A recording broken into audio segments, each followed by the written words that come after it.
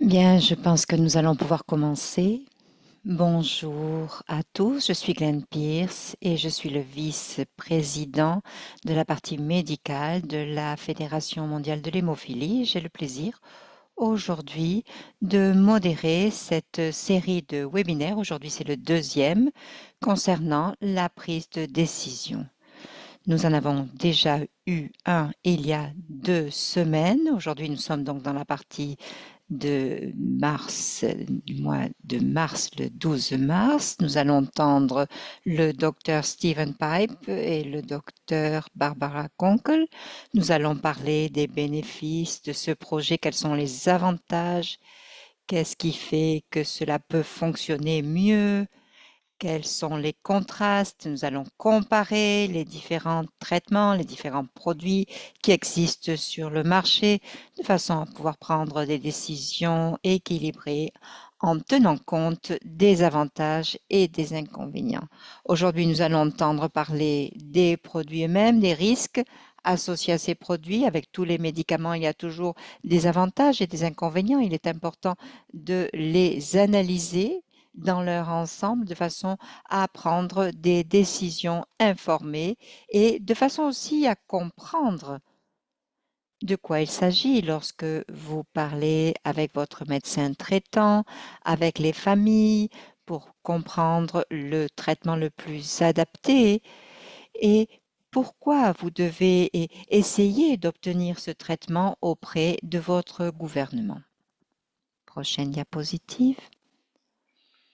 Donc, voilà notre ordre du jour. Nous allons entendre le docteur Kunkel qui va parler des thérapies de remplacement et des facteurs de remplacement et le docteur Stephen Pipe qui va parler des thérapies sans facteur de remplacement. Puis nous entendrons le témoignage de 2 patients et le premier est Jay Kondouros qui va nous, qui va se présenter dans un petit moment.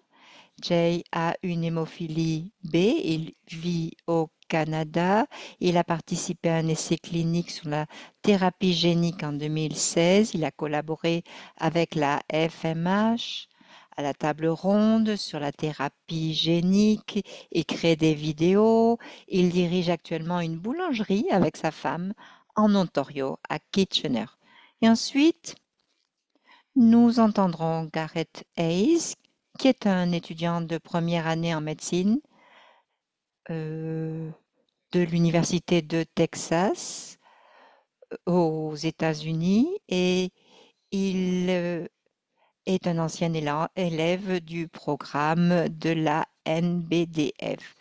Il donc utilise actuellement la course de fond comme outil pour montrer qu'une personne atteinte d'hémophilie peut mener une vie normale.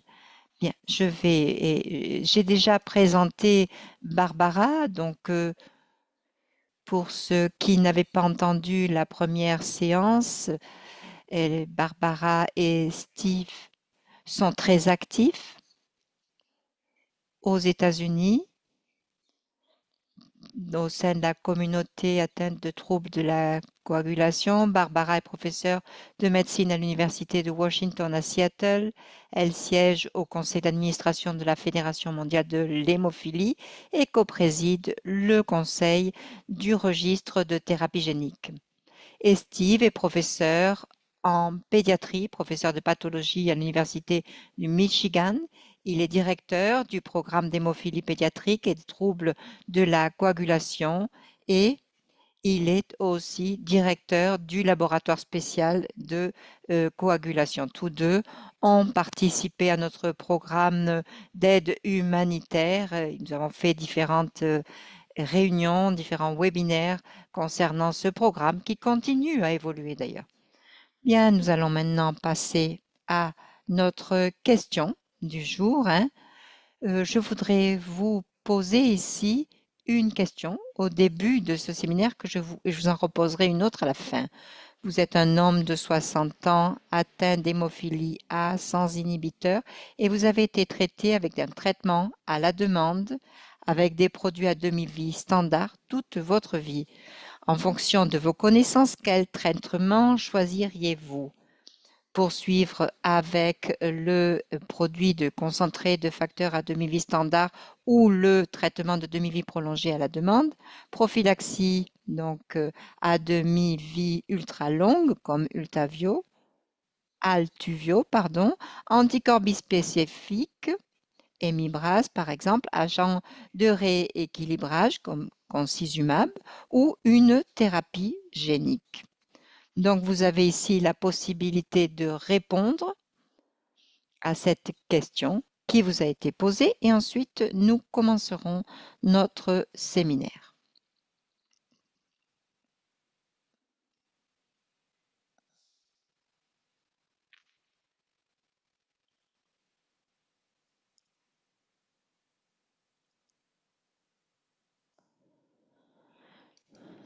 Bien, nous allons commencer. Prochaine diapositive.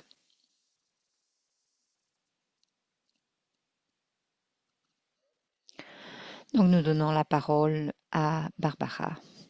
Bien, j'ai le plaisir de prendre la parole à nouveau. Aujourd'hui, je vais vous parler de l'utilisation de facteurs de remplacement pour l'hémophilie, équilibre entre les avantages et les risques.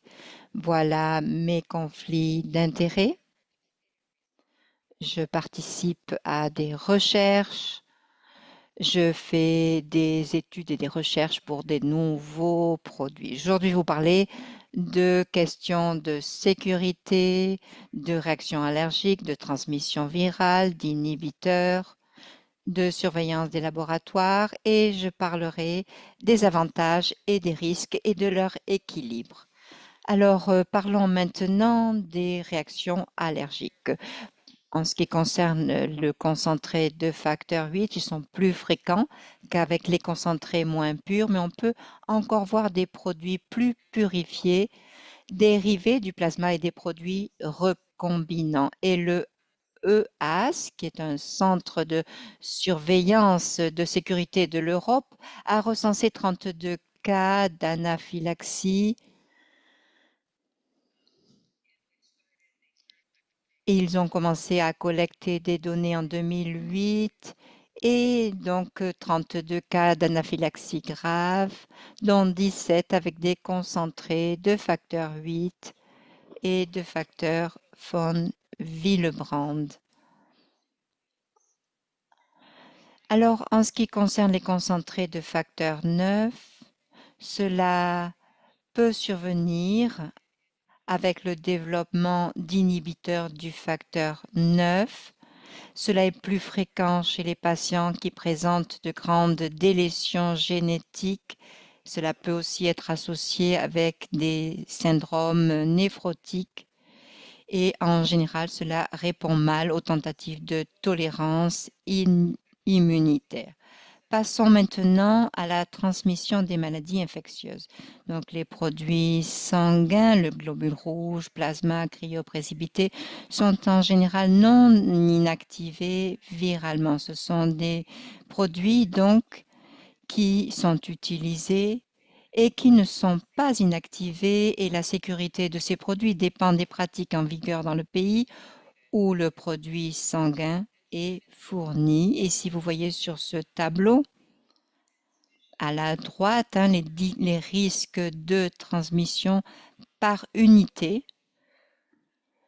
par pays, en fonction des revenus. Dans les pays à revenus élevés, les risques de recevoir une de ces infections est très bas. Nous disons que c'est presque zéro, mais nous savons qu'il y a encore un niveau réduit de risque. Mais lorsque l'on descend dans ce tableau, on constate que ces risques de transmission augmentent entre 1 et 3%. Donc, pour un don, nous avons un risque assez bas. Et quand on parle de cryoprécipité pour traiter l'hémophilie A, il y a différentes unités, les risques deviennent plus élevés. Un sac qui vient d'un don d'une personne fourni entre 50 et 25 unités et par conséquent, lorsqu'on a une dose de 50 unités par kilo pour une personne de 50 kilos, on va avoir une exposition entre 25 et 30. Et j'ai pris un cas aussi, si vous avez un adolescent de 50 kilos avec un saignement intracrânien que vous voulez traiter selon les lignes directrices de la FMH, vous allez lui donner une exposition de 100. Et à ce moment-là, de, si le risque est de 100, pardon, à ce moment-là, le risque cumulé est de 63,4% et cela devient grave. Vous pouvez me dire que cet exemple n'est pas réaliste parce que dans les pays à revenus bas, on ne va pas avoir accès à ce type de cryoprécipité, ce qui est vrai, mais cela nous donne une meilleure compréhension concernant ces troubles de la coagulation et le type de transfusion que l'on va fournir et le risque qui existe par conséquent. Donc, le risque infectieux lié au concentré de facteurs précoces, ces premiers concentrés représentaient vraiment une avancée importante parce qu'on revenait à une vie normale, mais hélas, ces concentrés étaient fabriqués à partir de grands pools de plasma donnés avec jusqu'à 10 000 donneurs ou de sang total fractionné jusqu'à 60 000 donneurs. Dans ces cas-là, il n'y avait pas d'inactivation virale et peu de purification. Il y a eu une transmission de l'hépatite, transmission du VIH à la fin des années 1970 et jusqu'au milieu des années 80. Aux États-Unis, 60-70 des patients atteints d'hémophilie étaient infectés par le VIH et pratiquement tous étaient infectés par l'hépatite. Et ici, vous voyez Ryan White sur ce magazine de People qui était atteint d'hémophilie, de VIH et toute sa famille participait au plaidoyer.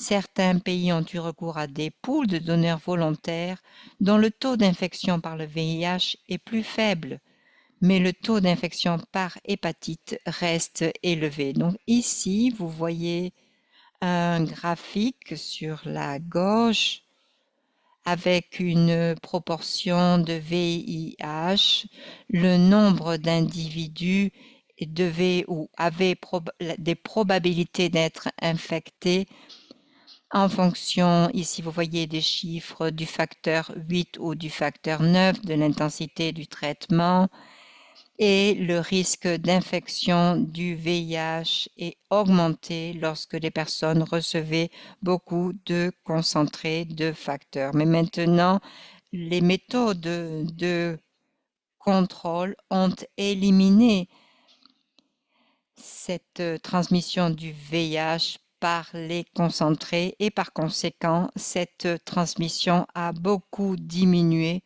et maintenant on voit les chiffres que nous avons actuellement.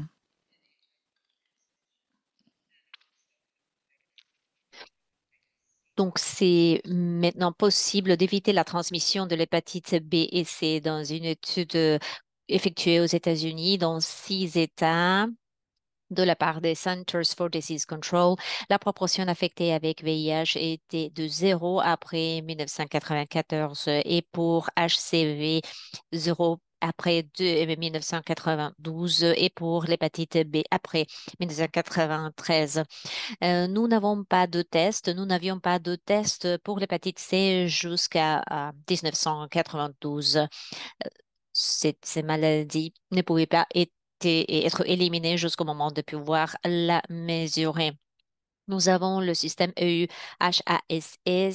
Il n'y avait pas de concentré transmis euh, avec des infections virales depuis 2008. Donc, heureusement, maintenant, avec ces personnes qui ont été contaminées avec l'hépatite C, maintenant, nous avons la possibilité de l'éradiquer et virtuellement tous les individus Maintenant, nous avons des vaccins qui sont très efficaces pour éviter la transmission de l'hépatite B. Qu'est-ce que nous faisons maintenant pour nous assurer qu'il n'y ait pas des virus transmis? Il y a des lignes directrices et des standards de normes de l'industrie.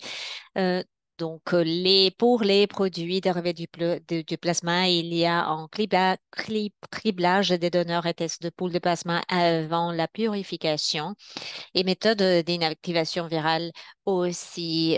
Comme nous avons des produits à haute pureté, la purification élimine certains virus. Et ensuite, la chromatographie, c'est une autre méthode de purification qui éradique le virus selon le type. Et ensuite, nous avons des traitements. Nous avons le chaleur sèche, la pasteurisation, le solvant détergent et nous avons la nanofiltration qui va filtrer les différents virus qui peuvent être présents. Et il y a des multiples méthodes qui sont utilisées. Je vais prendre un peu d'eau, pardon. Il y a quelques traitements thermiques qui partiellement tuaient le VIH et les traitements solvants détergents ne tuaient pas les virus non enveloppés. Donc voilà une graphique qui illustre les virus sans enveloppe et les virus enveloppés. Il y a certains virus qui construisent en enveloppe à partir de la matière de l'hôte. C'est le cas de VIH et des hépatites B et C. Les méthodes solvants détergents sont très efficaces pour tuer ces virus. Et c'est comme quand on utilise les détergents pour faire la vaisselle. Et ça s'applique à certains produits qui sont traités avec solvants détergents. Il y a par exemple des virus sans enveloppe comme l'hépatite A et le parvovirus qui ne seront pas tués avec la méthode solvant détergent. Donc, comment est-ce que nous faisons tout cela? Lorsque l'on développe un concentré, il y a de multiples pas qui sont utilisés pour réduire la présence de virus dans un produit. Et cela est pour réduire la quantité de virus à zéro. Donc, voilà un concentré de facteur 8 pour le traitement de la maladie de Willebrand. Euh, donc, voilà les différents pas qui sont utilisés, la cryoprécipitation, la pasteurisation, la lyophilisation. À chaque pas, les virus sont réduits de plus en plus. Il y a des virus qui sont tués comme le VIH et il y a des virus qui ont par exemple le parvovirus canin qui est un virus modèle qui est utilisé pour le virus B19. Et bien que le prion ne sont pas affectés par ces traitements-là. Ils sont affectés par des méthodes qui réduisent la quantité des prions. Donc, on peut faire un test pour cela. Dans le tableau 6, on voit la réduction, les facteurs de réduction de virus pour un concentré de facteur 8 et pasteurisé en utilisant la chromatographie d'échange d'ions et la filtration virale.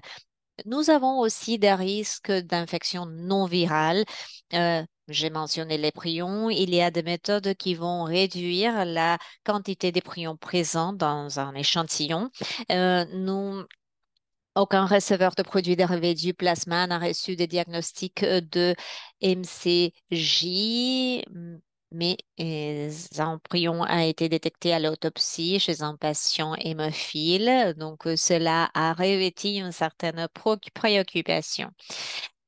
Donc, cela est une cause d'attention. Est-ce que les infections émergentes, elles peuvent être virales aussi que non virales? Nous avons un, un registre, des antécédents d'une grande sécurité avec les produits dérivés de plasma, mais lorsqu'il y a des infections possibles, Les spécialistes se mettent à vérifier s'il y a des processus pour éliminer les virus ou les prions. Et il y a d'autres risques d'infection qui se présentent lorsqu'il faut mettre des dispositifs pour administrer les produits de facteurs. Par exemple, les dispositifs d'accès veneux peuvent être infectés.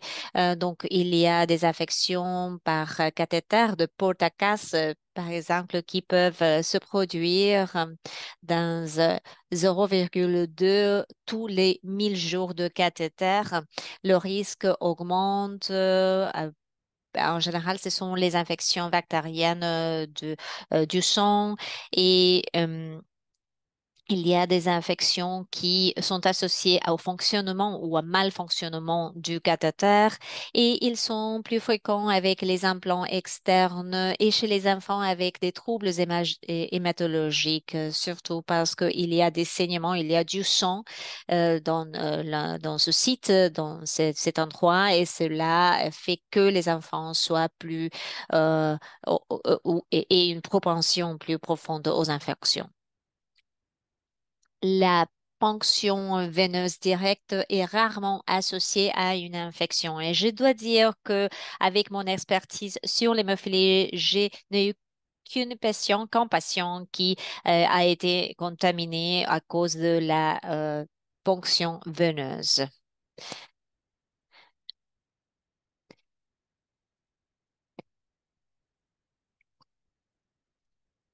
Le risque le plus important pour le facteur 8 surtout et pour le facteur 9 aussi, c'est le développement des inhibiteurs. Donc voilà un risque important. Donc l'incidence dans l'hémophilie sévère est d'entre 20 et 30% des patients.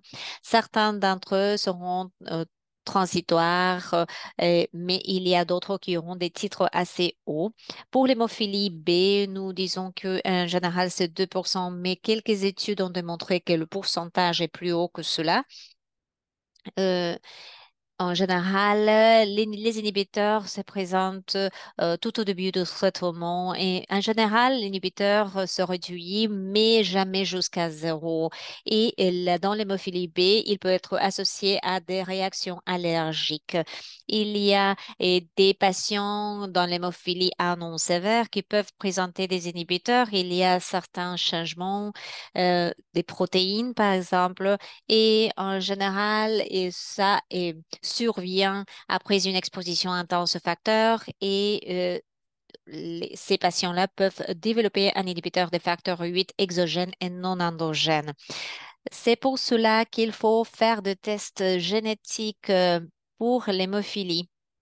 Pour les patients atteints de la maladie légère et modérée, surtout parce que on peut identifier les patients avec lesquels il faut être très soucieux du traitement avec des facteurs. Voilà l'étude Canal qui a suivi plus de 500 enfants non traités préalablement avec hémophilia. Et voilà dans le tableau les inhibiteurs, comment ils augmentent. Il y a une augmentation très marquée tout au début. Et puis, il y a un plus grand équilibre. Et voilà les inhibiteurs à haut titre et les inhibiteurs à bas titre qui peuvent être transitoires. Voilà une série de facteurs de risque pour les inhibiteurs. Nous savons que l'exposition au facteur 8, si la personne a été exposée au facteur 8, l'intensité du traitement, la gravité de l'hémophilie, le génotype du facteur 8, les antécédents familiaux et il y a d'autres aspects, par exemple des variants génétiques qui peuvent être impliqués et nous avons des données sur les remplacements des produits des facteurs 8 qui ne n'implique pas des risques. Il y a un autre facteur, c'est l'âge au premier traitement et l'allaitement. Si vous avez votre facteur 8 ou facteur 9 pour l'hémophilia qui manque, donc on a une plus grande probabilité de développer un inhibiteur que dans le cas d'un changement très subtil dans les caractéristiques génétiques Les inhibiteurs pour l'hémophilie B peuvent être associés à des réactions allergiques graves lors de l'exposition au facteur 9. L'étude PetNet a traité des patients non préalablement traités. C'était des patients atteints d'hémophilie B, bien sûr. 154 garçons ont été suivis et voilà les traits du traitement. Et il y avait 11 jours de traitement jusqu'à la manifestation de l'inhibiteur et il y avait des réactions allergiques qui étaient associées au manque de production de facteur 9. Il y a une étude aux États-Unis qui a retrouvé qu'il y avait une prévalence des inhibiteurs de 12,4%. Cela va différer selon la race, selon l'origine ethnique. Voilà une étude effectuée aux États-Unis qui confirme un taux plus haut chez les individus noirs. Aux États-Unis, ça s'applique aux individus atteints d'hémophilie A et B. Il n'y avait pas plusieurs habitants des îles du Pacifique. Cela peut être lié aux relations familiales, mais il faut étudier tout cela avec plus de soins et et il y a une augmentation d'incidence chez les individus qui ont des antécédents hispaniques. Donc, qu'est-ce que les produits de traitement font? Quelque chose de assez polémique en fait. Donc, voilà des tableaux de l'étude CIPET. C'est en essai randomisé comparant le PDF 8, le facteur 8 versus le facteur 8 recombinant chez des patients atteints d'hémophilie A sévère n'ayant jamais été traités ou peu traités. Euh, donc, voilà les différences. Et lorsqu'ils ont regardé les individus, pouvons-nous utiliser ces données pour dire qui devrait être traité avec un produit en dépit de l'autre ou versus l'autre? Euh, voilà les patients à haut risque et à bas risque. Ce sont les conditions génétiques impliquent, qui entraînent un risque plus haut ou plus bas. Lorsque l'on parle des patients à haut risque, les produits dérivés de plasma, c'était à l'inverse, les produits dérivés des plasmas avaient moins de probabilité que les recombinants. Et parmi ceux qui n'avaient pas de risque de mutation, la différence était plus profonde parce que, en général, il faut traiter les personnes ou chaque patient de façon différente. Mais ça fait du sens. Si on a une mutation qui euh, entraîne un haut risque d'inhibiteur, cela mérite un produit plus fort que si on a un risque plus réduit. Donc, cela fait du sens. Il y a eu des études effectuées en Europe et il y a une étude préalable qui était plus racialement diverse que l'étude PedNet qui a démontré qu'il n'y avait aucune différence, sauf dans les cas de la deuxième génération des produits recombinants. Il y a quelques données, voilà, en essai prospectif randomisé qui utilisaient les données des personnes que j'ai déjà mentionnées. C'était des données recueillies entre les années 2008 et 2019 qui ont été combinées avec les données canadiennes. C'était les mêmes données. Et ce qu'ils ont retrouvé dans cette étude, c'est que le risque lié aux inhibiteurs peut varier entre concentrés. Dans l'ensemble, le risque était plus faible avec les facteurs 8 dérivés de plasma, 20% versus le facteur 8 recombinant. Lorsqu'ils ont regardé la vie moyenne, la demi-vie prolongée, les risques semblent être intermédiaires. Donc, bien que nous avons besoin de davantage de données, donc nos produits changent. Alors, qu'est-ce que l'on fait contre ces inhibiteurs du facteur 8? Comment les éradiquer? l'induction de la tolérance immunitaire chez des individus chez lesquels on avait une administration répétée de facteurs de coagulation ou chez qui on pensait qu'il y avait un risque, jusqu'à 70% de réussite chez les personnes présentant un potentiel de risque élevé, mais si l'immunotolérance ne fonctionne pas, que faire? Lorsque cela est disponible, il faut analyser tous ces aspects dont Steve va nous parler concernant le traitement. Les inhibiteurs dans le domaine de l'hémophilie B sont plus compliqués. On utilise le facteur 7A recombinant ou des agents de rééquilibrage et chez les individus qui ont des antécédents familiaux ou risquent de développer un inhibiteur, on fait des contrôles dès les premières perfusions et chez ceux qui ont des réactions allergiques, il faut travailler particulièrement et on parle de facteurs, de niveau de facteurs. Tous les dosages de facteurs ne se valent-ils pas?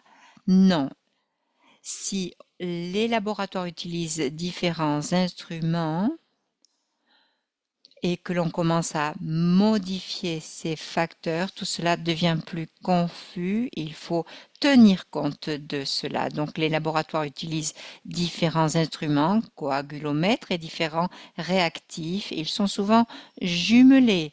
Lorsqu'il y a une marque de réactif, ils vont l'acheter et comme les produits recombinants sont modifiés ou utilisés dans des constructions de thérapie génique, les résultats des tests de facteurs peuvent varier en fonction des réactifs ou des instruments utilisés. Par conséquent, les entreprises ou les laboratoires vont utiliser ces produits, vont les placer dans des plasmas déficients facteur 8 ou 9 et les envoient au laboratoire pour voir comment cela fonctionne. Parce qu'en général, on va utiliser un laboratoire avec un produit.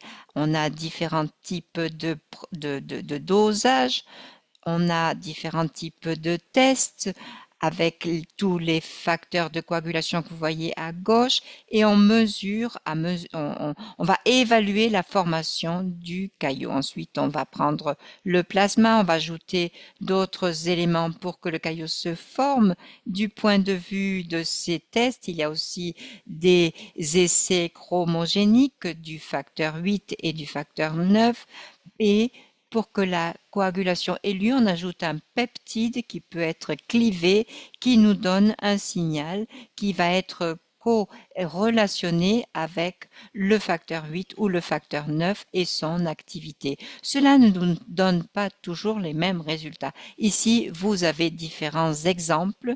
Facteur 8 recombinant,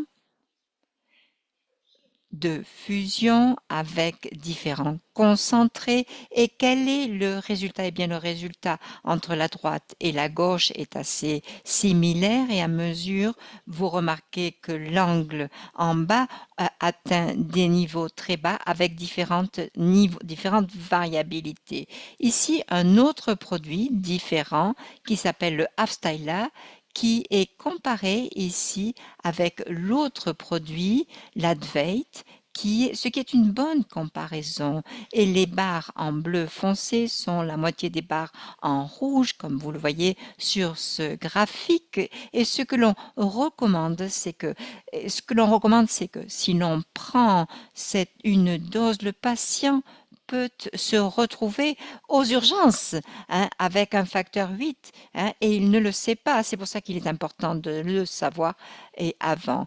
Les phanescotocoques alpha, si l'on parle à tubio, ici vous voyez sur la gauche un test et en un temps basé sur le TCA avec l'octocoque alpha et sur la gauche, vous pouvez voir qu'une partie des réactifs, il y a différents réactifs qui ont été utilisés pour ces analyses. On voit qu'il y a différentes qualités, il y a des comparaison ici. C'est pour cela qu'il est important de savoir quel test on utilise. Et si on utilise le test chromogénique qui fonctionne mieux pour ces produits modifiés, on constate que, ici vous le voyez en vert sur ce graphique, on est au-dessus de la barre en grise pour ce produit. Les recommandations sont d'utiliser un test en une étape et savoir comment cela varie avec les tests chromogéniques. Je ne vais pas vous parler ici de toute cette diapositive, mais nous avons tous ces produits, nous savons comment ils se comportent, on utilise ces informations quand on évalue les différents niveaux et pour que vous sachiez, c'est surtout pour que vous sachiez qu'il faut en tenir compte. Alors, comment équilibrer les avantages et les risques de ces produits? Donc, ils permettent de prévenir les saignements, ils sont très efficaces pour traiter les hémorragies, ils améliorent la qualité de vie, mais ce produit de traitement est-il sûr? Il faut évaluer cela. Où est-ce qu'il a été fabriqué? Est-ce qu'on a un produit sûr pour le traitement? Est-ce qu'on a besoin d'un système spécial pour son administration? Quels sont les risques personnels pour le développement des inhibiteurs? Quel impact cela peut avoir sur le choix? Est-ce que mon hôpital peut mesurer le produit avec précision, connaître le risque financier en cas de chirurgie aussi? Comment donc administrer tout cela? Est-ce que cela va avoir un impact sur le risque financier? Donc, il va falloir considérer tout cela et en tenir compte pour l'utilisation de ces nouveaux produits. Merci beaucoup. Je vous remercie, Glenn Pierce au micro. Et nous allons maintenant donner la parole à Stephen Pipe.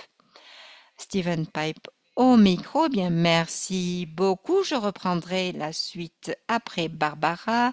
Donc, mes déclarations d'intérêt.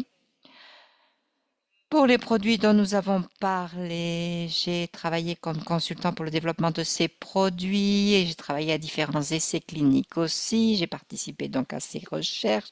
Ici, je vous rappellerai que nous avons parlé principalement des concentrés de facteurs de coagulation pour le facteur 8 et le facteur 9. Nous avons vu les produits dérivés du plasma, les produits de demi-vie prolongé standard qui sont indiqués pour la prophylaxie et pour le traitement de patients atteints d'hémophilie A et B sans inhibiteur. Lorsqu'il y a des inhibiteurs, on a besoin d'agents de contournement qui sont des concentrés de prothrombine et de molécules recombinantes et cela a été très utile pour traiter les hémorragies et pour que les patients puissent être opérés en cas de besoin. L'efficacité pour la prophylaxie n'est pas aussi bonne que pour les facteurs. Et les thérapies non factorielles avec le mythique du facteur 8 et emicizumab, ce facteur est indiqué pour la prophylaxie seulement. Lorsque l'on parle de ces questions et des facteurs, il faut savoir que l'on a une plateforme de traitement ici. On n'a pas une exposition à un seul agent. Tous ceux qui utilisent une thérapie sans facteur comme l'emicizumab vont avoir besoin de concentrés de facteurs ou de traitements sur demande pour les hémorragies, pour les chirurgies ou d'agents de contournement outre ces prophylaxies. Cela nous amène aux risques associés donc avec tout cela. L'autre risque dont il faut tenir compte est lié à la plateforme de traitement. Surtout le risque d'hémorragie entre traitements.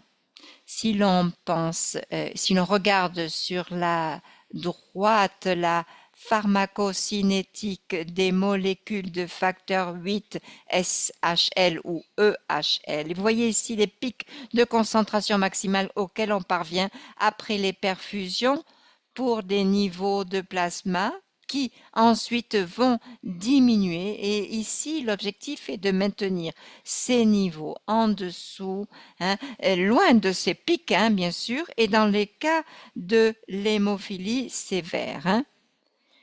Pour les molécules maintenant, grâce à ces molécules, on a eu des changements, hein, et au niveau des pics, et on a des différences par rapport avec une protection beaucoup plus soutenue dans le temps. Et la raison pour laquelle tout cela est important et pour laquelle il faut tenir compte de tout cela est que il y a différents défis qui existent, hein, concernant la coagulation. Les personnes qui ne font que des activités de type léger peuvent avoir des facteurs 8 plutôt bas, hein, et cela suffit pour les protéger. Donc on va avoir des objectifs bas de protection. Mais si on a des activités à risque haut ou élevé, hein, ou des activités professionnelles de risque élevé qui peuvent présenter un défi pour le système de coagulation, on a besoin de niveaux de facteur 8 plus élevés. Donc, en fonction de ces types d'activités, on va doser cela. Au moment de ces activités, il faut s'aligner avec la pharmacocinétique. Cela est très important. Que se passe-t-il en ce qui concerne les mimétiques du facteur 8? Il y a un changement de paradigme ici parce qu'on a une protection stable, mais quel niveau de protection? Les meilleures estimations que nous avons en fonction des études réalisées indiquent que cela fournit une protection hémostatique qui est similaire au concentré de facteur 8 si l'on maintient cela à 10 ou 20% dans cette fourchette. Hein. Donc ici, on a un niveau auquel on n'aura pas de protection suffisante pour une chirurgie ou pour des activités de haut niveau. Quels sont les seuils auxquels nous devons et que nous devons essayer d'atteindre. Hein. Ici, vous voyez les différents niveaux de gravité pour les personnes atteintes d'hémophilie A et comme tout le monde le sait, ceux qui ont moins de 1%, une hémophilie A très grave, ces patients ont plus de risques d'hémorragie et au niveau des articulations. L'objectif de cette prophylaxie est d'éloigner les patients de ces niveaux et de leur donner un niveau qui va leur permettre de rester à ce niveau-là, ce qui permettra non pas d'éviter complètement l'hémorragie, on va optimiser la prophylaxie dans ces cas-là, mais avec les résultats des thérapies sans facteur de remplacement et avec certains produits de demi-vie prolongée, on peut avoir une nouvelle prophylaxie, un nouveau système prophylaxique qui va augmenter, hein, qui va relever ce plafond et nous permettre d'arriver à des niveaux au-dessus de 10 à 12% pour éviter les hémorragies articulaires. Au niveau de l'aspiration, hein, de nos désirs, nous souhaitons maintenir les personnes le plus près possible des niveaux normaux et cela, nous y parviendrons seulement grâce aux thérapies dont nous parlerons à la fin. Permettre à ces personnes d'arriver à ce niveau de prophylaxie va devoir donner lieu à une augmentation de la charge du patient concernant la charge, les doses et le nombre de perfusions. Si l'on pense à des thérapies sans facteur, il y a toujours un plafond où l'augmentation de la dose ne va pas augmenter la protection hémostasique. Si l'on pense donc aux thérapies de remplacement, aux thérapies des facteurs de remplacement, l'avantage c'est que cela remplace ce qui manque, il y a un maintien de la régulation naturelle, on a une large fenêtre thérapeutique, il y a des expériences d'efficacité dans presque tous les scénarios et cliniques, il y a une disponibilité d'un contrôle en laboratoire Et les risques, ce sont les pics et les creux qui n'imitent pas la physiologie normale. Il y a des conséquences lorsqu'il y a une non-adhésion. On n'a pas supprimé les effets indésirables sur les articulations pour les patients et nous avons une charge thérapeutique et un coût élevé et on a des effets indésirables. Il s'agit d'une thérapie de substitution pour l'hémophilie, hémocizumab. On parle de hémocizumab.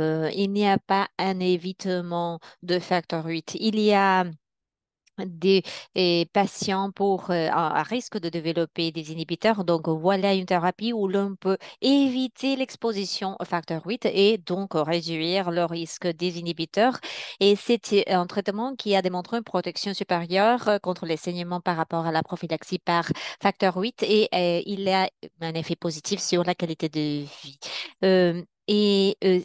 Cela a aussi un avancement sans précédent en matière d'équité de santé pour les personnes atteintes d'hémophilie A avec inhibiteur. Mais risque, Emicizumab ne traite pas des événements hémorragiques aigus. Et j'ai mentionné déjà l'effet plafond en matière d'efficacité. Emicizumab ne fournit pas une hémostase suffisante pour toutes les blessures traumatiques ou les interventions chirurgicales. Il réduit le fardeau thérapeutique, mais au moins aux États-Unis, il n'a pas réduit le coût général. Il y a une certaine perte de régulation naturelle de la coagulation avec cette molécule et les événements indésirables ont été assez remarquables, le thromboembolisme et le TMA. C'est l'angiopathie thrombolique, le thromboembolisme aussi. Et cela est surtout lié à l'interaction avec la prise en charge des saignements thérapeutiques chez les patients avec inhibiteurs. Donc, il y a un besoin de mitiguer les risques pour euh, utiliser le facteur 7A récombinant ou bien s'il y a le besoin d'utiliser ces agents-là pour maintenir les doses au niveau le plus bas possible qui soit suffisant pour fournir de l'hémostase tout en réduisant les jours d'exposition. C'est un agent qui a été implémenté cliniquement et il a été assez réussi. En matière de mitigation des risques, cela va nécessiter de l'utilisation d'autres agences. Lorsque l'on parle de l'effet plafond des thérapies sans facteur, est-ce que l'on peut euh, déplacer les patients à une protection plus haute? Il y a un couple des mimétiques de facteur 8, ce sont des anticorps bispécifiques, pardon. Et dans ce cas-là, nous avons le Next 007 et c'est un facteur 8 activé de nouvelle génération et il a une activité comparable à celle de l'emicizumab. Il a des effets comparables à ceux de la thérapie de facteur ou avec facteur, mais il y a une certaine préoccupation par rapport à l'ingénierie de facteurs. Chez des volontaires saines, 9 sujets sur 30 ont développé des anticorps antimédicaments qui ont affecté la clairance de Next 007. Nous ne savons pas comment ça va performer chez les patients hémophiles. Mais il est vrai qu'il faut essayer d'augmenter l'efficacité de ces agents-là et de faire de la bioingénierie supplémentaire pour éviter les risques qui sont liés à la formation de anticorps anti-médicaments. Du dernier webinaire, j'ai mentionné les facteurs clés des thérapies sans facteurs. Ce sont simplement pour la prophylaxie, c'est-à-dire que les patients devront continuer à recevoir des agents de contournement ou de remplacement de facteurs pour éviter les saignements. Il y a des risques qui sont liés à cette thérapie de combination. Les pics et les creux sont bas, mais même pour l- il faut savoir quelle sera l'efficacité hémostatique. Il y a aussi une fréquence réduite d'administration comparée aux thérapies de remplacement de facteurs. Pour rappel, les mécanismes d'action, parce que cela est lié au risque qu'il faut considérer. Nous avons un équilibre dans notre système de coagulation entre les procoagulants, facteur 8, facteur 9, etc., et les anticoagulants que l'on voit à droite. Dans l'absence de facteur 8 ou facteur 9, les anticoagulants sont toujours là. Ils continuent à avoir une certaine activité. Donc, et cela change l'équilibre vers un effet de saignement. Cela est inhérent aux défauts qui se trouvent dans l'hémophilie. Ce que nous avons essayé, c'est de retrouver un équilibre à travers l'ajout de facteur 8 ou facteur 9, l'utilisation d'un agent de contournement ou récemment une thérapie sans facteur en utilisant un mimétique de facteur. Mais il y a une autre stratégie qui s'agit de réduire la fonction des anticoagulants naturels. Et ce sont les molécules que l'on voit ici. Elles ont des programmes actifs qui peuvent être réduits pour rééquilibrer l'hémostase par conséquence. Voilà les agents que l'on va passer en revue aujourd'hui, mais on peut se focaliser aussi sur les événements indésirables sur lesquels il faut parler avec les patients. Les traitements sur lesquels nous allons nous concentrer sont les inhibiteurs de voie tissulaire, antithrombine et la protéine C. Et il y a des programmes qui ciblent ces agents-là aujourd'hui. On va parler des inhibiteurs de la voie du facteur tissulaire, TFPI. Ce sont des anticorps qui sont administrés pour réduire la fonction de régulateur de la coagulation, c'est-à-dire la thrombine. Il n'y a pas d'essai conçu pour mesurer le TFPI. Les niveaux physiologiques du TFPI sont très bas dans le plasma, donc il n'y a pas de manière pratique d'offrir un niveau thérapeutique. On peut mesurer les niveaux du médicament, de l'anticorps, mais il faut supposer quel sera l'effet hémostatique à partir de tout cela. Est-ce qu'il y a des risques de l'inhibition de TFPI? Le TFPI bas a été associé au thromboembolisme et ce thromboembolisme veineux, cela a été appliqué aux individus normaux, mais pour ceux qui ont une hémostase compromise, comme dans les cas de l'hémophilie, nous pouvons que cela rééquilibre les risques. Pour les anti-TFPI, il y a un mécanisme qui s'appelle élimination du médicament médié par la cible. Les perfusions plus fréquentes sont nécessaires que prévues pour un anticorps monoclonal. Mais selon l'affinité de ces molécules pour la cible, cela peut affecter la clairance de la molécule. Donc, la solution pour cela, c'est qu'un des agents doit être administré comme une perfusion sous-cutanée quotidienne. Aussi, le développement d'anticorps antimédicaments ont été rapportés dans les essais cliniques euh, lorsque ces molécules sont utilisées. Est-ce qu'il y a des risques pour la réduction de TFPI? Je vous ai montré l'efficacité significative que l'on a observée avec le concizumab comme agent prophylactique. Et depuis la perspective de sécurité, concizumab a l'air d'être assez sécure pour les patients de manière régulière.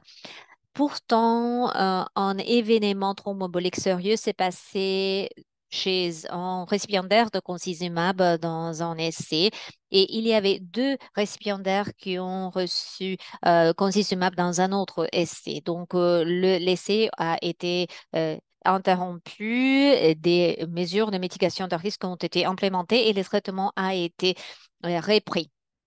Apparemment, les risques pour ces événements thromboemboliques étaient liés à la thérapie concurrente qui était nécessaire pour la prise en charge des saignements thérapeutiques. Donc, il faut avoir des bonnes recommandations sur la dosification et la fréquence de ces produits-là lorsqu'il faut les utiliser et cela a été mis en place dans le programme d'essai. Depuis, l'essai a été recommencé avec la mitigation de risque installée. On n'a pas observé, on a observé aucun événement thromboembolique. Voilà ce qui se passe avec le marstacimab. Dans ce programme-là, on n'a pas vu d'événements thromboemboliques chez les patients traités avec marstacimab. Pourtant, dans le programme, il y avait un individu qui avait une complication thromboembolique, mais c'était à cause du traitement précédent. Mais on a observé un développement de anticorps antimédicaments dans 23, des participants, 23 participants, dans un total de plus de 100. Et c'était des titres bas qui se sont résolus chez 22 euh, patients. Mais donc, la solution a été facile, mais il faut davantage comprendre davantage ces anticorps antimédicaments et avec quelle fréquence est-ce que les patients doivent recevoir le médicament. Qu'est-ce qui se passe avec les traitements réduisant l'antithrombine? Et ça s'applique à fitusiran. C'est très efficace. Il est très utile pour rééquilibrer le système de coagulation, mais les personnes atteintes de déficience d'antithrombine sont à risque de développer la thrombose. Et même pour les personnes avec des niveaux normaux de facteur 8 et facteur 9. Lorsque ces niveaux-là sont déficients, cela nous donne une opportunité pour réduire l'antithrombine et n'est pas causer des événements thrombotiques. On espère. Les transaminases, ce sont des protéines que l'on peut monitoriser, que l'on peut suivre dans le sang et les transaminases sont utilisées pour suivre l'inflammation hépatique. Les élévations de transaminases ont été rapportées sans des symptômes cliniques avec des traitements avec ARN SI et le mécanisme est, est bien compris. Le ARN, c'est le petit ARN interféron. Donc, qu'est-ce que l'on peut dire par rapport au fitusiran? Il y a trois principaux problèmes de sécurité. On a eu des événements thromboemboliques avec le fitusiran. Cela a provoqué des mesures de mitigation de risque pour éviter les saignements thérapeutiques.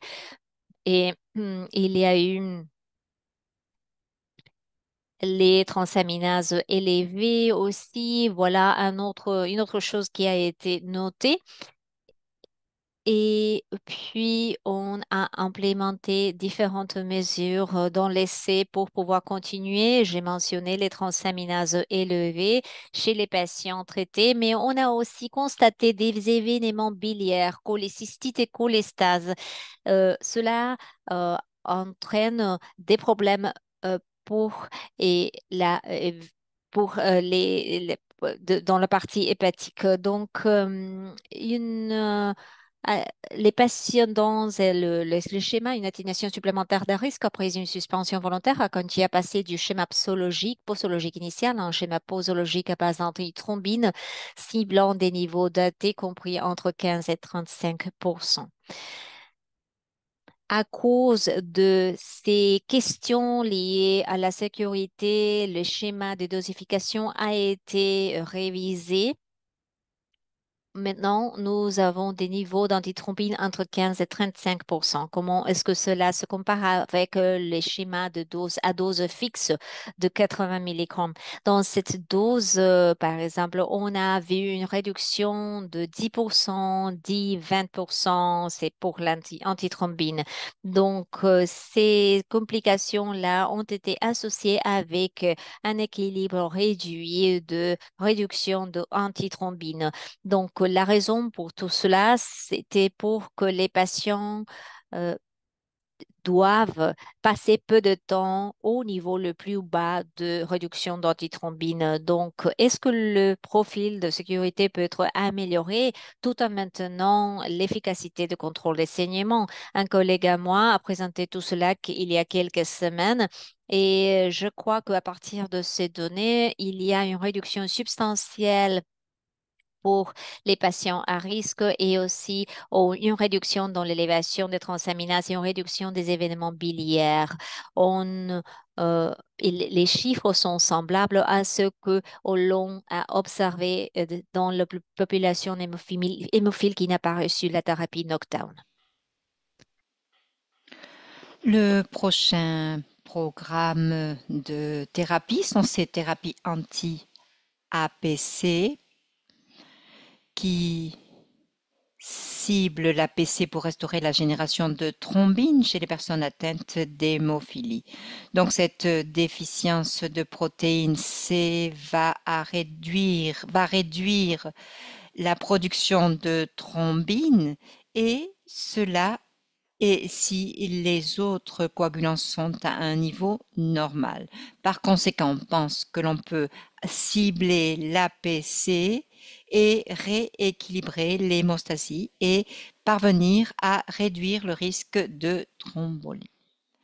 Mais il y a une autre fonction de l'APC. Il est important de faire un suivi et des essais cliniques parce que l'APC a des fonctions importantes qui sont liées à la régulation de l'inflammation, notamment dans le plasma sanguin et l'interphase, et a aussi des fonctions cytoprotectrices dans le corps. Par conséquent, on veut s'assurer que l'on va cibler l'APC, mais que cela n'aura pas un impact sur l'efficacité de ce produit. Cette efficacité est importante si l'on regarde les patients avec un traitement à la demande, hein, et des patients avec des taux donc annualisés d'hémorragie réduits. On voit que cela offre une solution, hein. Au niveau de la sécurité, on voit que on a des bons résultats et il n'y a pas d'événements thromboemboliques et c'est une molécule innovante qui est exposée au système immunologique et euh, il n'y a eu que un anticorps anti-médicament qui a été observé. On a utilisé aussi un marqueur de plasma dans le sang comme risque d'événement de coagulation, le D-dimère, qui est disponible pour donc réaliser ces tests. Il y a eu un seul individu qui a eu une élévation durable des D-dimères dans ce programme. Et de fait,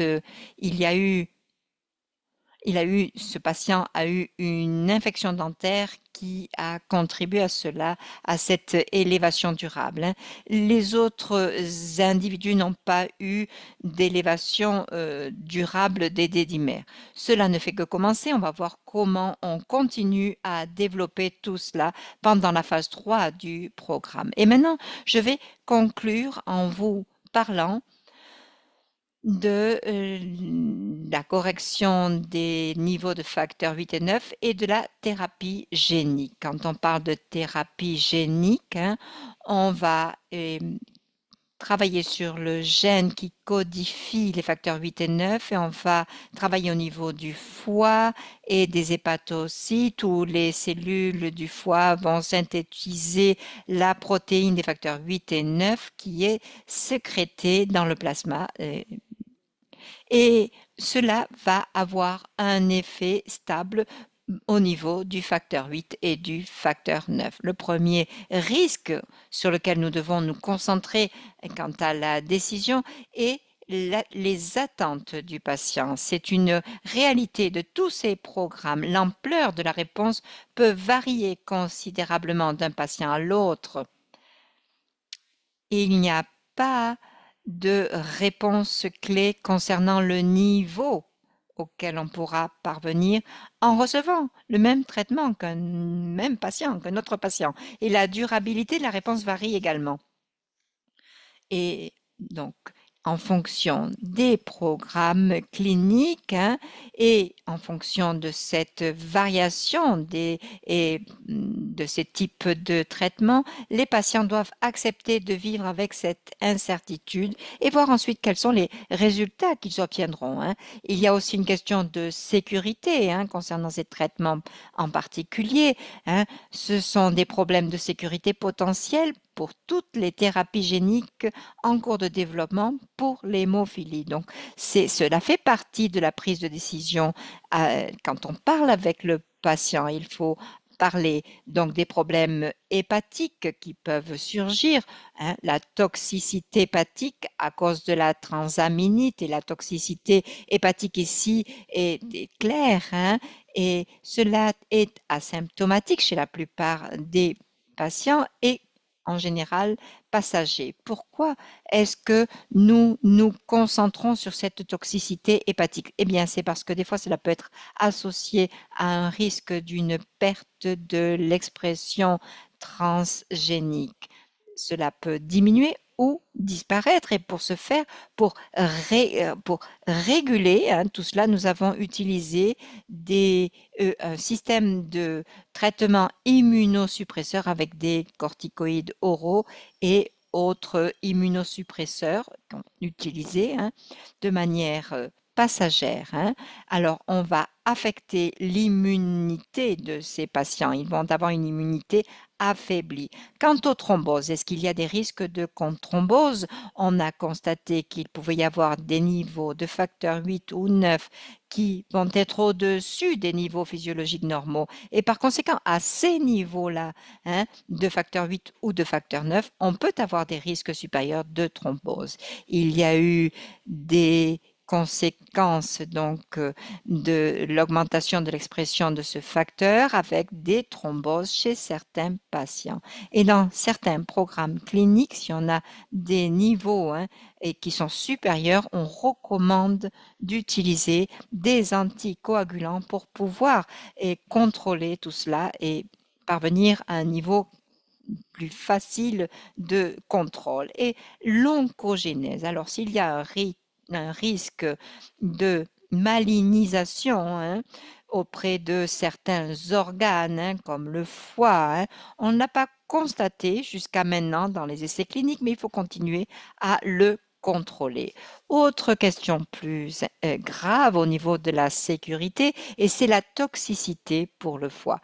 La manifestation est une augmentation transitoire de l'ALT dans les 4 à 12 semaines suivant la perfusion. Cela peut coïncider à une réduction concomitante du niveau des facteurs. On a signalé cela dans presque tous les essais de thérapie génique à base de AAV, et 86% des patients avaient des manifestations. Alors, les mécanismes possibles. On continue à faire des recherches, on ne sait pas d'où cela vient. Cela pourrait être une combinaison de facteurs. Cela pourrait être une réponse des cellules T cytotoxiques anti-AAV. J'ai parlé des traitements que l'on peut donner oraux, hein, pendant 2 ou 3 mois, et cela va améliorer la transéminase et ces corticoïdes vont ensuite être diminués. Mais dans certains cas, certains patients ont reçu ces traitements pendant longtemps. Alors, quels sont les risques associés à ces traitements de corticoïdes, par exemple, hein, pendant longtemps, hein? Ça peut être un risque avec des infections concomitantes. On peut avoir un risque aussi au niveau de l'inflammation tissulaire, une diminution de l'immunité, qui est un thème aussi lié à la gravité, hein, et l'effet secondaire de ces médicaments qui se concentrent sur les corticoïdes surtout. Il peut y avoir une augmentation du poids, un problème d'hypertension, des troubles du sommeil, des maux de tête et d'autres facteurs de risque que l'on a constatés chez tous les patients qui ont reçu ce traitement.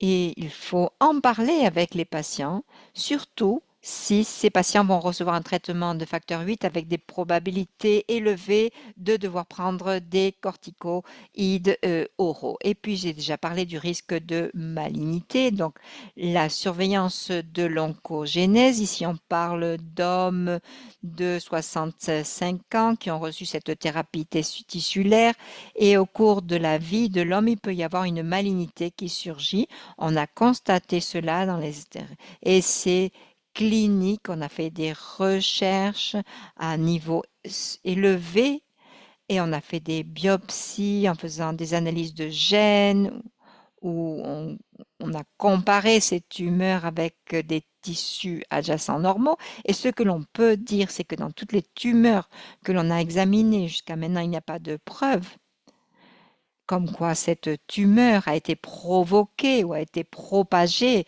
par le traitement de thérapie génique. Par conséquent, ces patients ou bien avaient des facteurs de risque ou bien où on n'a aucune preuve de la relation entre la thérapie génique et cette oncogénèse.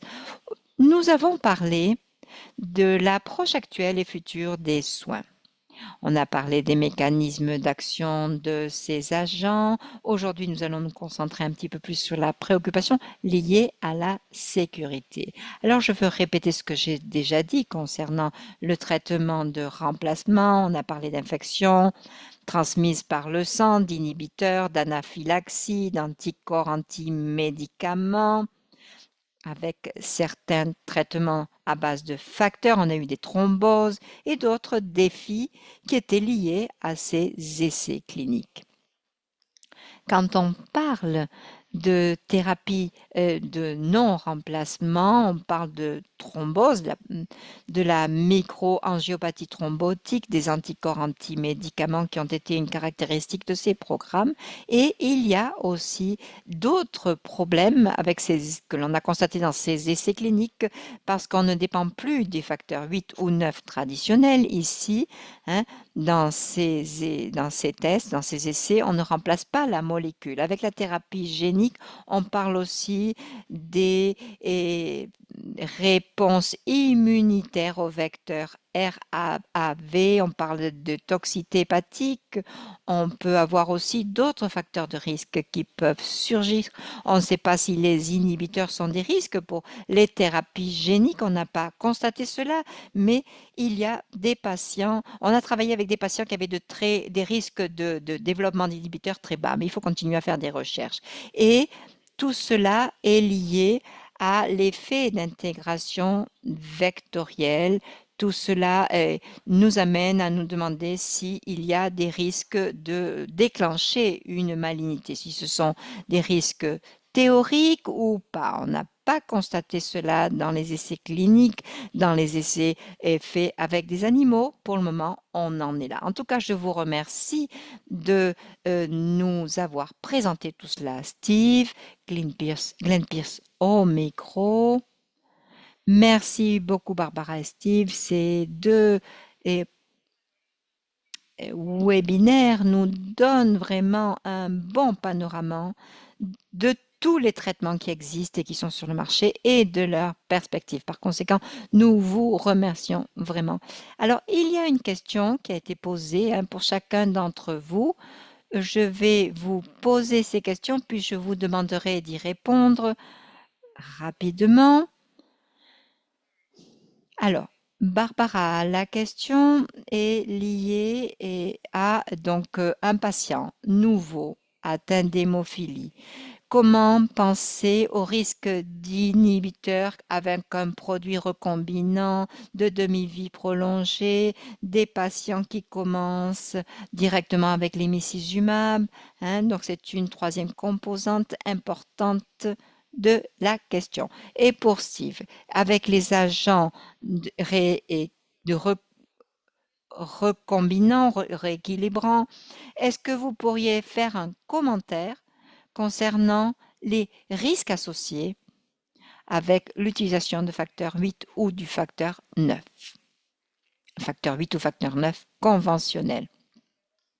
Après donc des saignements intrathérapeutiques, quel est l'impact de ces agents rééquilibrants au niveau thérapeutique? Donc voilà.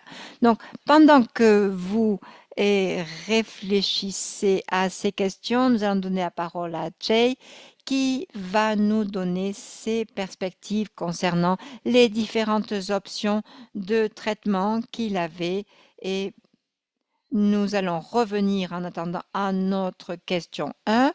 Un homme de 60 ans atteint d'hémophilie A sans inhibiteur qui a été traité à la demande avec des produits à demi-vie standard toute sa vie.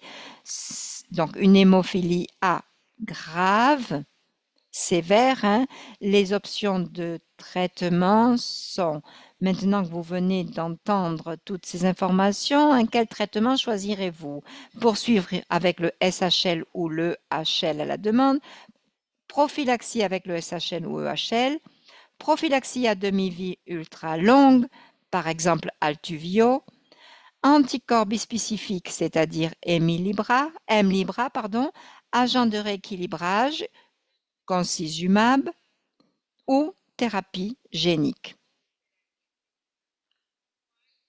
Quelle est, à votre avis, la bonne réponse maintenant que vous avez entendu les orateurs? Vous pouvez marquer la réponse et nous verrons les résultats une fois que Jay et Garant auront pris la parole.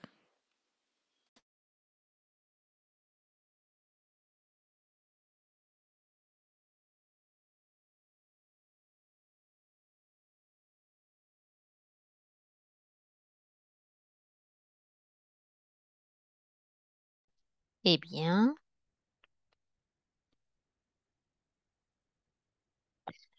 regardons les résultats.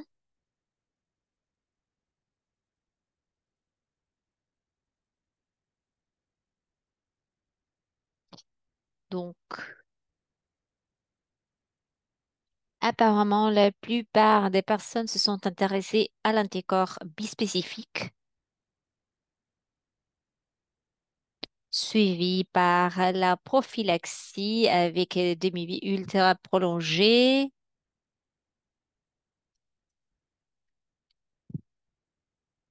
Il y a aussi des personnes qui ont voté pour la prophylaxie avec thérapie euh, avec facteur et le anticorps bispécifique. Cela continue, il y a une tendance plus marquée. Nous avons eu un petit changement. Passons à Jay. Jay, vous avez la parole.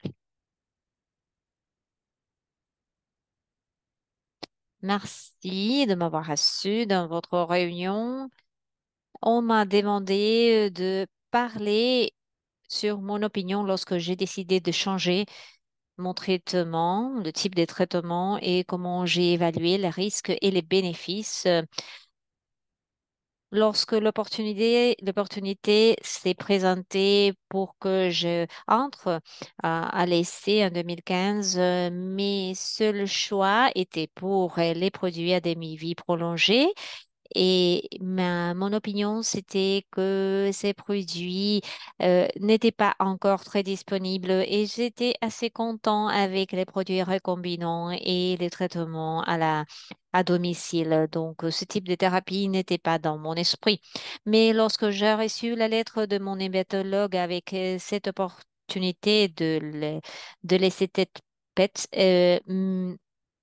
ma première réponse a été oui. Je n'étais pas familiarisée avec les essais cliniques, mais je savais que la thérapie génique pour l'hémophilie était un champ qui s'était développé depuis quelques années et je suis atteinte d'hémophilie B et donc j'ai pensé que ce produit-là pouvait être vraiment nickel, un traitement pur, un traitement assez et propre. Donc, j'ai reçu la lettre et j'ai décidé rapidement de continuer à dire oui à toutes les propositions jusqu'à quelque chose se présenter pour que je change d'opinion parce que je ne voulais pas rater mon opportunité. Quand j'ai dit que j'ai été content avec le schéma avec lequel j'étais, c'était et était lié à des antécédents personnels, des mauvaises expériences avec les thérapies. Et j'avais la peur que les politiciens, les bureaucrates qui seraient responsables des décisions à l'avenir pouvaient affecter la sécurité ou l'accès des traitements que je recevais maintenant à l'époque. L'année précédente, en 2014, j'ai passé 10 jours à l'hôpital et plusieurs mois en récupération et cela m'a laissé avec la constatation que j'ai avait une maladie dangereuse. Donc, ces pensées m'ont poussé à prendre cette décision de manière consciente ou sous-consciente peut-être. À mon avis, les bénéfices étaient assez clairs, mais je savais que je devais faire beaucoup de recherches pour comprendre les risques entraînés par le traitement. Donc, j'ai googlé des informations scientifiques sur la thérapie génique et j'ai beaucoup appris sur la microbiologie dans le processus. Euh, tout ça pour me préparer pour la réunion que j'allais avoir avec mon hématologue à Toronto et puis mon interview avec le chercheur principal de l'essai.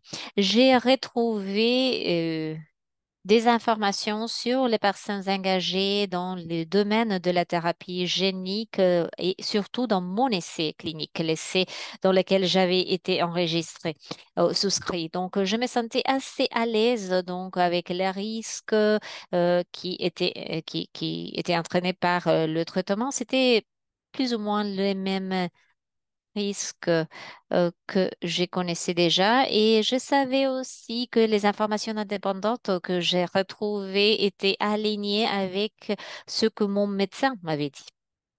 Donc, je me sentais assez à l'aise avec les informations que je recevais.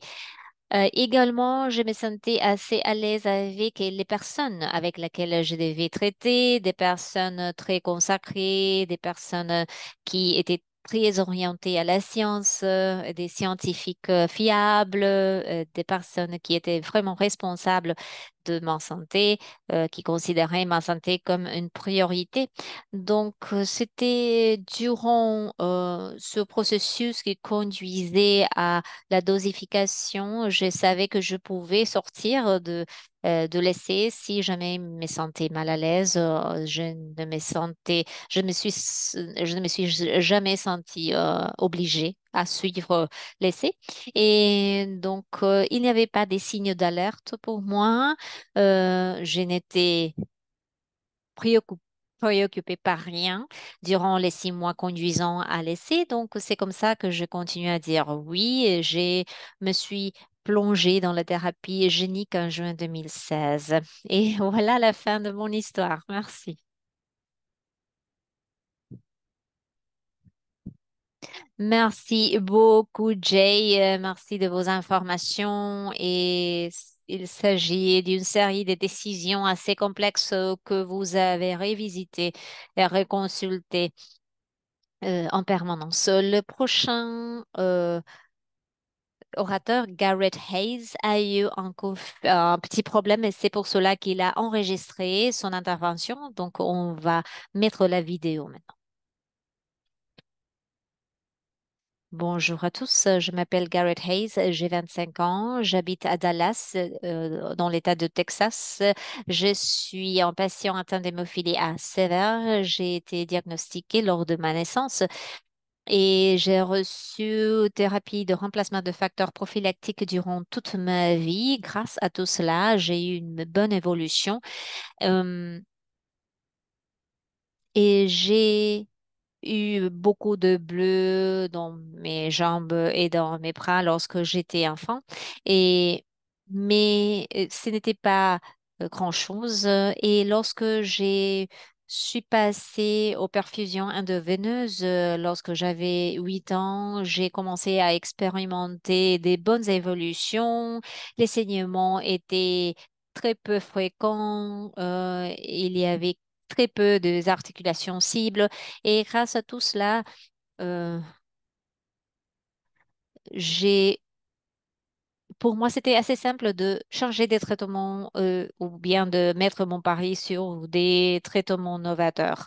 Donc, j'ai voulu toujours explorer de nouvelles thérapies car j'avais eu une bonne évolution par le passé et j'ai pouvais être assez actif, bien que j'étais un enfant ou un garçon hémophile durant mon adolescence. Il y avait beaucoup de thérapies disponibles pour les produits de demi-vie prolongée, mais l'augmentation de la demi-vie est marginale, donc je n'étais pas très enthousiaste par rapport à ces produits. Puis avec Hemlibra, il, c'était un produit qui euh, entraînait plusieurs attentes, mais j'avais eu autant de succès avec mes produits standards que pour moi, Emlipra n'était pas un produit tellement nickel. Après 15 ans, je suis passée à un médicament différent du même laboratoire, mais c'est essentiellement le même produit. Et mon approche a été toujours de maintenir les traitements qui fonctionnaient. Par exemple, je cours et j'ai eu quelques lésions dans différentes parties de mon corps. Je ne pense pas que ce soit de blessures liées à l'hémophilie. En général, ce sont des blessures causées par l'excès d'exercice et mon évolution a été moyenne. Mais par exemple, j'ai participé dans une marathon en décembre et dans d'autres marathons. Et je sais que c'est une de manières où je peux voir si je serais prêt à changer de traitement parce que j'aime dépasser les frontières toujours sans souffrir des saignements. Donc voilà ma mentalité, voilà euh, mon histoire. En même temps, comme membre de la communauté, et j'aime voir les évolutions de produits, comment les produits peuvent améliorer les résultats pour d'autres patients. Peut-être qu'un de un de ce jour, il y aura un produit qui m'attire, qui sera attrayant pour moi. Par exemple, la thérapie génique. J'ai beaucoup d'espoir par rapport à la thérapie génique, mais personnellement, pour moi, il y a toujours plusieurs questions non répondues par rapport à l'efficacité de la thérapie génique, surtout au long terme. Aussi, il y a des inquiétudes liées à la sécurité, car nous avons eu très peu de personnes qui ont utilisé la thérapie génique, surtout hors les essais cliniques. Donc, j'espère avoir davantage des données d'efficacité et de sécurité. Pour moi, Les... il y a d'autres produits qui se construisent sur la base du remplacement de facteurs, les bio, et mais ce sont des produits qui fonctionnent de la même manière que mon traitement a fonctionné depuis toujours. Je pense que si je devais avoir un déclin de mes résultats, je serais plus disposée à expérimenter avec de nouveaux traitements, que ce soit les thérapies sans facteurs, les mimétiques de facteurs comme emicizumab et peut-être la thérapie génique dans le futur. Mais je suis très, je suis un patient qui prend beaucoup de soins dans son traitement parce qu'en général, j'ai pu faire tout ce que je voulais faire avec les thérapies à demi-vie prolongée. Donc voilà ma situation, mais j'ai beaucoup d'espoir par rapport aux nouvelles thérapies et je suis reconnaissant de toutes les personnes qui ont décidé de participer à ces essais pour créer des produits qui soient plus efficaces. Je ne crois pas que je serai un des patients qui va adopter cette thérapie très tôt, mais peut-être dans l'avenir. Donc voilà ma position. Merci. Eh bien, nous avons déjà écouté les commentaires de Jay et Gareth et ce que cela nous dit, ce que chacun d'entre nous est un individu, chacun d'entre nous a sa propre évaluation personnelle des risques, des bénéfices de leur thérapie actuelle ainsi que d'autres thérapies qui sont disponibles. Donc, il est important de reconnaître tout cela.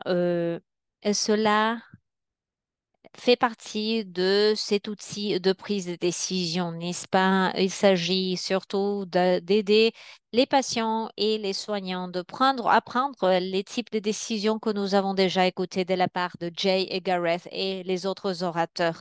Le temps est sur le point de s'épuiser, mais j'aimerais donner à Barbara et Steve quelques instants pour qu'ils puissent faire des commentaires sur les questions que j'ai posées. Bien, votre question était Comment choisir le produit, un produit dérivé de facteurs emicizumab? Donc c'est une question très compliquée qui demande une réponse compliquée. Personnellement, je suis pour les 2 possibilités. Je dirais que dans l'ensemble, on a les recombinants, on a des produits, on a, d'après ce qu'on a entendu des présentations, des études, c'est une question d'individus. Les familles doivent prendre cette décision. Et il faut voir quel type d'histoire on a par rapport aux inhibiteurs.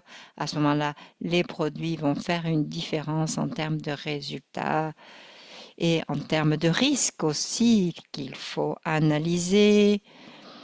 Et il peut y avoir des différences entre les produits, bien sûr, en termes de emicizumab. On a beaucoup de données.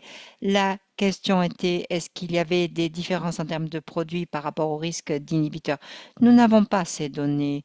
Nous partons du principe que l'emicizumab va modifier cela, mais comme je l'ai dit dans ma réponse, il y a des fournisseurs qui fournissent des données sur les expositions pour les enfants avec imicizumab. Quand est-ce qu'ils ont développé ces inhibiteurs? Donc, il y a beaucoup de questions ici auxquelles il faudrait répondre pour pouvoir prendre une décision. Steve, allez-y, vous avez la parole. Steve au micro. Donc, on parlait de l'atténuation des risques avec les thérapies de remplacement lorsqu'on a des agents. Et je dirais qu'ici, c'est une question de calcul mathématique. On va ajouter le facteur 8 ou facteur 9 pour parvenir à un niveau de facteur. On a différentes possibilités thérapeutiques. Notre objectif, c'est de parvenir à un niveau normal, mais je dirais que même avec les produits à base de facteurs, en général, on ne traite pas les gens à des niveaux supérieurs. Et ce n'est pas nécessaire. Il y a même un risque, hein. Donc, le calcul ici que l'on fait, c'est pour les thérapies de rééquilibrage. On n'est plus à zéro. On va avoir un système qui, dans certains cas, est déjà presque au niveau normal. Par conséquent, on va avoir des doses plutôt basses, hein, pour parvenir à un équilibre en fonction des différents produits qu'on va utiliser. Et lorsqu'on a cette atténuation de risque qui est mise en place, cela va être associé à des risques moindres de complications. Donc, il faut y parvenir. On va avoir différents scénarios cliniques. Il faut analyser chacun de ces scénarios et il faut voir aussi qu'est-ce qui est disponible au niveau commercial dans le pays. Merci beaucoup, Steve. Nous sommes un petit peu en retard. Je vais vous parler de notre troisième séminaire dans cette série qui va se centrer sur la prise de décision partagée. Ce prochain séminaire va avoir lieu le 26 mars.